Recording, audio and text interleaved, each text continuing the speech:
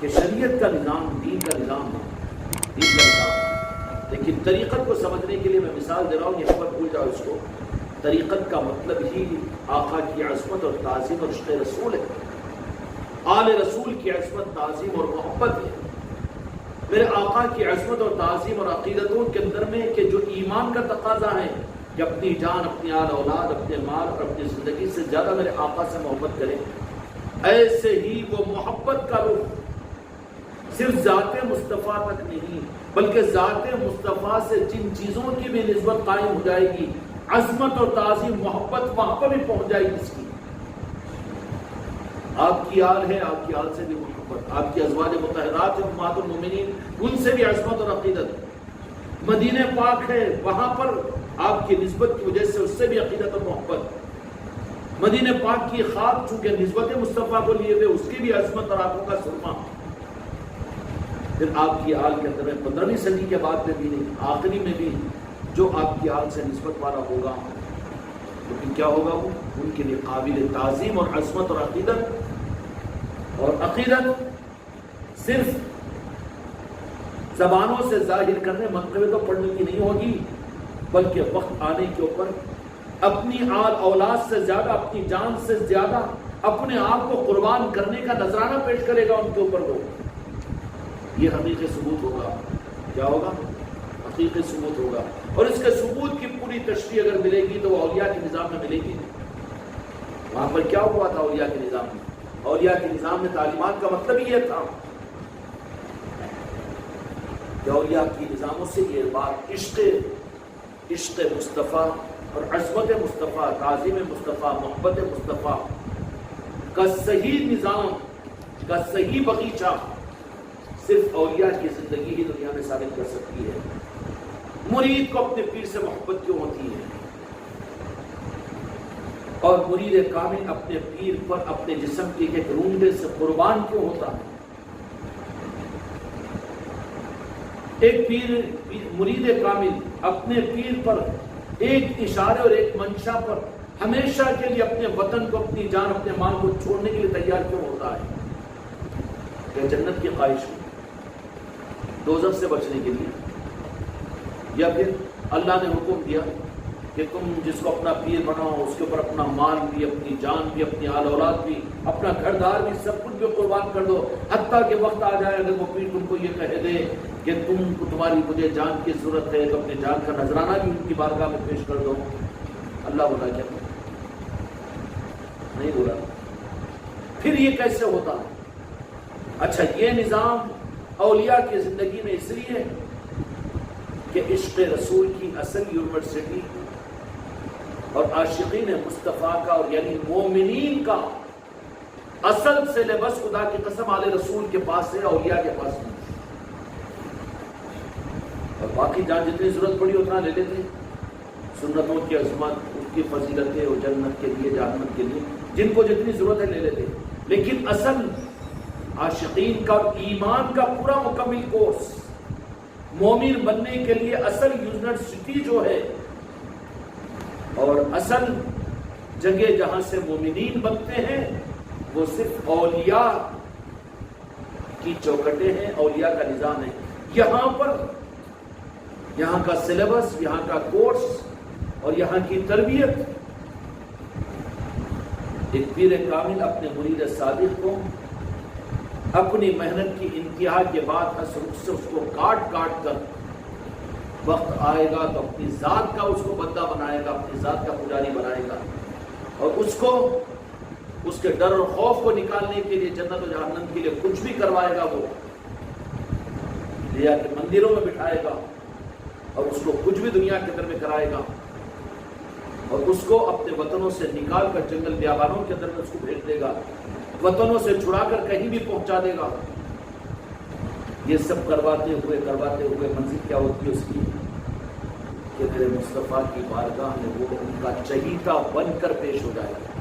اس کے لیے سب کچھ وہ کروائے گا، اور وہ سارے تعلیمات اور سارے اصول، ساری چیزیں اس کو کتابوں میں ڈھونڈو تو نہ ملے گی، مدرسوں کا یہ کورس نہیں ہے، یہ محرابوں کا، مولویوں کا نظام نہیں ہے، ولیوں کا نظام مولویوں سے نہیں سمجھا جا سکتا، اور وہاں پر یہ چیزیں ہیں نہیں، قانون ہے یہ، کیونکہ مومن بمانے مومن کے کہ میرے آقا کو اپنے دل و جان سے زیادہ، اپنے آل اولاد، اپنے مال و اسباب، اپنی زندگی اور اپنی سانسوں سے زیادہ میرے محبوب کے ساتھ جو محبت کرے وہی مومن ہے۔ یہ مومن کامل صرف بنے گا تو یہ کورس اور یہ کلاسز اور یہ ٹریننگ اور یہ پریکٹیکل، یہ تھیوریز کہاں پر ہوتی ہے؟ صرف آگے لیر اور آگے لیر اولیاء کے پاس نہیں ہوتی ہے۔ اس کے علاوہ اچھے مسلمان بن جائیں گے، اچھے مقرر بن جائیں گے، اچھے مبلغ بن جائیں گے، اچھے دین کے اسکالر بن جائیں گے، اچھے جنتی بن جائیں گے، اچھا ذکر کرانے والے بن جائیں گے، ہاں اچھے پیر بن کر گھومنے والے، مرید بنانے والے بھی بن جائیں گے، سب کچھ بھی ہو جائے گا، لیکن مومن کامل بننے کے لیے ان کو تو من قلت مولا فہذا علی المولا کی اس روح کے اعتبار سے، پھر انا مدینۃ العلم بابھا علی کی یونیورسٹی میں داخل ہونا پڑے گا، اس چوکٹ پر ماتھے کو ٹیکنا پڑے گا۔ نہیں بولے غوث پاک کا غریب نواز کا چلہ بنا دینا، بولے یہ خود لمبا چلہ اگر بن کر دیکھتے سنا دینا، ارے ہے یہاں پر بھی۔ اب وہ رکشہ گاڑی کی مسجد کے سامنے ہوتا، ہم نے کیا قصہ کیا اس کا؟ بولے زمین چل جا رہی تھی، بولے روڈ، اس واسطے روڈ والوں کو دھوکہ طریقہ سے چلہ بنا دیے، بولے اس طریقے سے۔ اب یہ بیچاروں کو، اب انہوں جو بولتے ہیں نا، ان کے یہ گورکھ دھندوں سے واقف ہوتے ہیں، تو ان کا بولنا اس معنی کے اندر میں انہوں بھی کیا کم کر رہے ہیں۔ اب جہاں بولے وہاں پر چلے بنا کر چھوڑ دی۔ اچھا پھر پابندی کے ساتھ یہاں پر چادر بھی ڈالتے، پھول بھی ڈالتے، کتنا بڑا فراڈ ہے یہ؟ نہیں ہے۔ پھر ان حرکتوں کی وجہ سے بزرگوں کا نظام بدنام ہو جاتا ہے۔ اچھا وہاں پر معاملہ یہ ہے کہ اللہ تعالیٰ کا نظام یہ ہے کہ اللہ تبارک و تعالیٰ کو کیا فرماتا ہے کہ میرے بندے، اللہ تبارک و تعالیٰ کا معاملہ یہ ہے کہ جیسا گمان کرو گے ویسا فیصلہ ہوگا۔ تو یہاں کے مالک میرے آقا کا ارشاد ہے، جیسا گمان کرو اللہ کا فیصلہ دنیا میں ویسے ہی ہوگا۔ ویسا گمان، جو گمان کرو اللہ بندوں کے گمانوں کے ساتھ ہے ویسے فیصلہ کرے گا۔ اب اس گمان کے اوپر آنے والے غوث پاک کا یہ چلہ ہے اور یہ اولیاء کا ایک مزار ہے، وہ ہے، ان کا گمان ہے تو ویسا تو اللہ تعالیٰ فیصلہ کرے گا، مگر گردن کس کی پیش کی جائے گی؟ کرے ہوں گے ابو بھائی تو ان کی گردن پیش کی جائے گی نا، یا جو کرا ہوں گا وہ مسجد کا صدر اس کی پیش کی جائیں گی نا۔ ایسے چلے بنا دیے، لیکن چلوں کی حقیقت ہے وہ بھی کچھ اور ہوتی ہے۔ وہ اولیاء اکرام جن کو سیلانی کہا جاتا ہے پوری دنیا میں، دنیا کے نظام کے چلانے کے لیے مولا علی منتخب کرتے ہیں، وہ علاقوں کے نظاموں کے دیکھنے کے لیے کوئی علاقے کے اندر میں آتے ہیں تو ایک جگہ ان کی متعین ہوتی ہے جہاں پر وہ بیٹھتے ہیں، اس علاقے کے اولیاء کو وہاں پر بلا کر جو کچھ کرنا ہے وہ نظام حوالے کرتے ہیں۔ وہ ان کے بیٹھنے کی وجہ سے اس زمین کے اندر میں کشش پیدا ہو جاتی ہے، وہاں پر چلے جو بنتے ہیں حقیقت میں بزرگوں کے نام کی وجہ سے وہ برکات وہاں ملتی ہے۔ ہو گیا کہ ان کا ایک سب آفس ہو جاتا ہے، وہاں جا کر جو اگر کوئی کرے تو وہاں سے پھر فوراً وہاں سے چونکہ کنیکٹڈ ہوتے ہیں، کمپیوٹر کا ایک انسٹرومنٹ تم کو دے دیے تو کنیکٹڈ ہوتا کہ نہیں ہوتا، اور ہوتا ہے۔ اس طریقے سے یہ بات بھی ہے، ہم اس کا انکار نہیں کرتے، لیکن ایسے چلے والے جو ہے نا، ایسے چلے والوں سے تو یہ گمت ہوگی نا، گھر بچانے کو، زمین بچانے کو، ملکیاں بچانے کو چلے بنانے کے، اب وہ بیچارے اپنے تو اپنے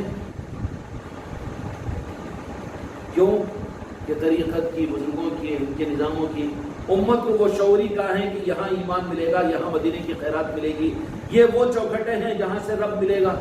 ان کو تو مطلب ہے تعویذ پانی نیبو پلیتوں سے، جاتے کام بنتا کہ نہیں بنتا، ہاں وہاں پر چٹھی لکھ کے رکھتے چولاد ہوتی کہ نہیں ہوتی، ہر جگہ چلتے رہتی، وہ چلے بنا کے کرتے۔ اب وہ بیچارے انہوں کیسا نہیں بولیں گے، بیچارے بول دیا نا جانے وادیوں کو بھی، اور ان کا بولنا تو واقعی کچھ بھی نہیں تھا، پتہ ہی نہیں، وہاں پر نئی مزار بن گئی اور اس کے اوپر ایسی گنبد بھی بن گئی اور ایسا بھی ہو گیا۔ اچھا سب کچھ ہوا تو پہچان ہو رہی کہ غوث و خواجہ کی وہاں پر مدینے کی خیرات یا عشق مصطفیٰ تقسیم ہو رہی ہے، وہاں کیا ہو رہی ہے؟ تقسیم کچھ بھی نہیں ہو رہی، جو ہے جمع ہی ہو رہا ہے وہ۔ ہنڈی جمع، غلہ جمع، کنڈی جمع، اور خوب دکان چل رہی ہے.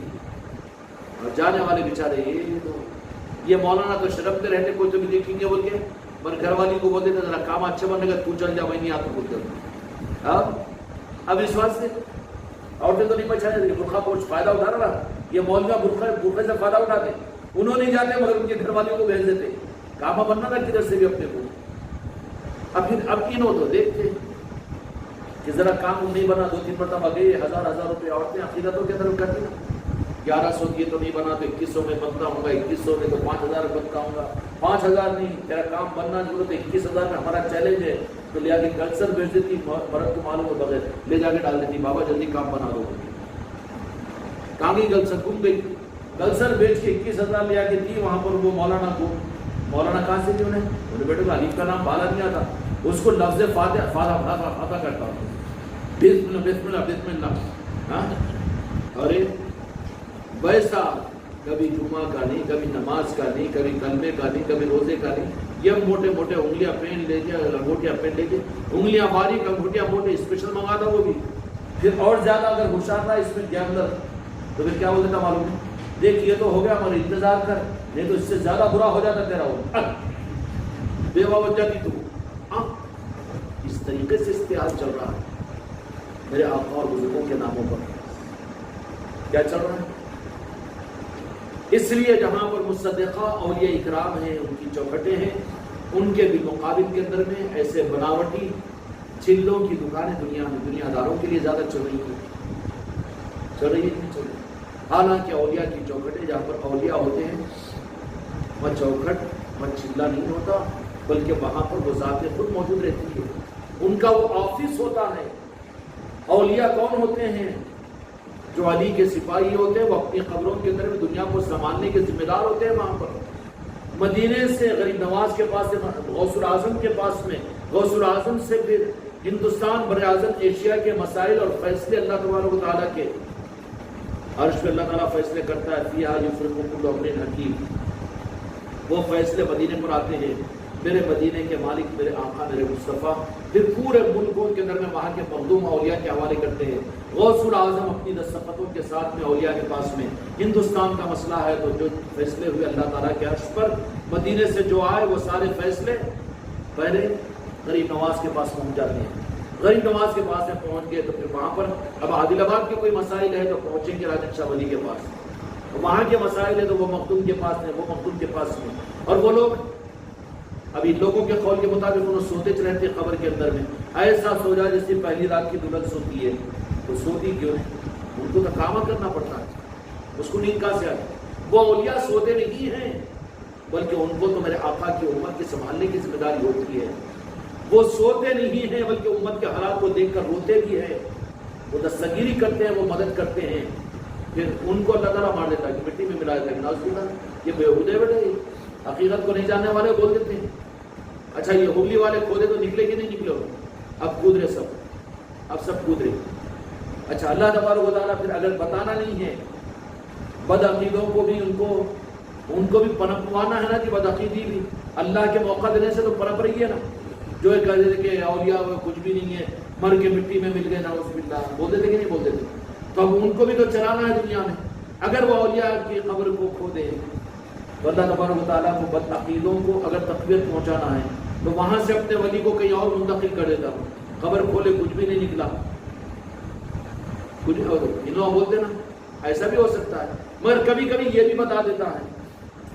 اب پوری دنیا کے اندر میں وائرل ہو رہا ہے ہوگلی کا، یہ بولے 300 ساڑھے 300 سال کے بعد بھی ارے ہر اولیاء جن کو علاقے دیے جاتے ہیں، جن کو علاقے دیے جاتے ہیں، ذمہ داریاں دی جاتی ہیں، وہ دفتر میں تو آفیسر نے تو دفتر کہاں کا، وہ تو رہتے ہی رہتے ہیں.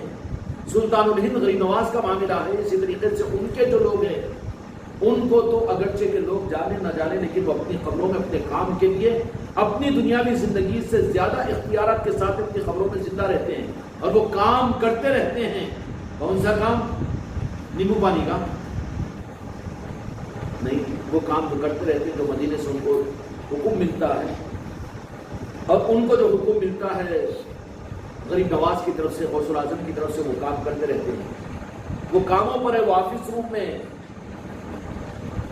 آفس روم میں ہیں، اللہ تبارک و تعالیٰ کا نظام ہے تو کنیکٹڈ ہوتے رہتا ہے. تو اس لیے ان کے عقیدوں کے ختم کرنے کے لیے اب اللہ تبارک و تعالیٰ کو تو چلانا ہی ہے، بد عقیدگی کو بھی چلانا ہے، وہابیت اور نظریت کو بھی چلانا ہے، مر کے مٹی میں مل گئے کچھ بھی نہیں ہے ان کو بھی پنپوانا ہے.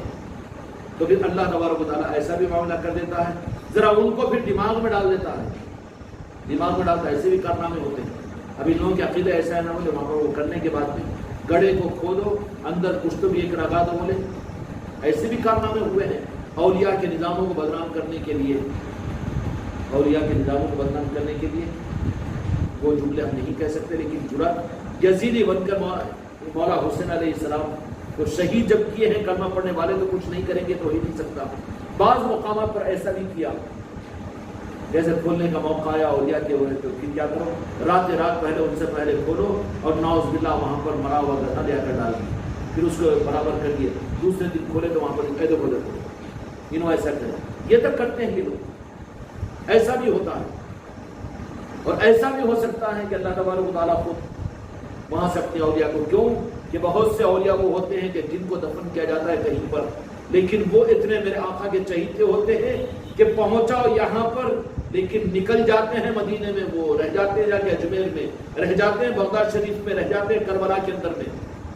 یہ کیسا پاس ہوتے جی وہ، اور یہاں دفنائے کرتے ہیں ان کو، یہاں پر یہ تو گڑا، یہ صندوق خالی ہو گیا بولے، یہاں تو کوئی تھیش نہیں، یہاں پر ایسے دوبارہ کھودے تو کہاں چلے گئے.